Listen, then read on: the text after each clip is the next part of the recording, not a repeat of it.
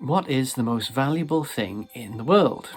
Now you're going to think it's something like gold probably, or that palladium stuff, or whatever the heck they call it. But I argue that it's not. I argue the most valuable thing in the world is actually story.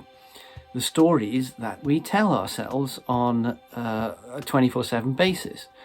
What I mean by this is virtually everything in our entire society is some kind of agreement, and we agree that things have worth.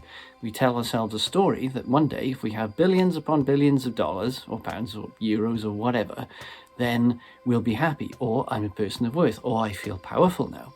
I'm now, say, a billionaire, and I'm a good person because of that, or I'm a safe person, or I now have security, or now I can buy things that will make me feel happy, things like that.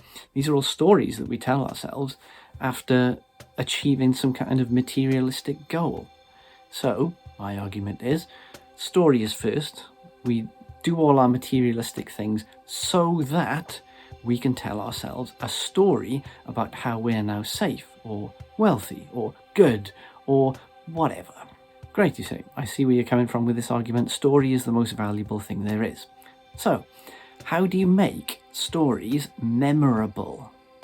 He says, thinking back to the last video. The idea is they have to have some kind of emotional value to people, otherwise they're going to be discarded. So, here we go. We have to understand that emotion is critical.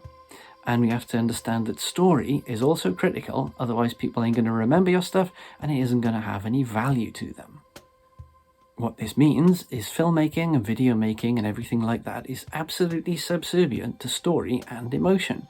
You can have all the technology you like, you can have all the actors and money to buy whatever film sets and studios that you want and go to all the locations in the world, but if it doesn't have the right effect on the end user, that's the audience who's watching it, it doesn't tell them a story, it doesn't make them have an emotional experience, you're wasting your time. Now there's a few examples I can think of in film which fail to do this. I thought this film was full of lifeless, disinterested characters. I thought this film was a good technical exercise but was more of a fireworks display than an engaging story. Neither worked for me. So that's it for now. The take home from this one is story and emotion are absolutely crucial. We have to learn how to harness the power of these two things in our video productions to make our work memorable, enjoyable, and successful.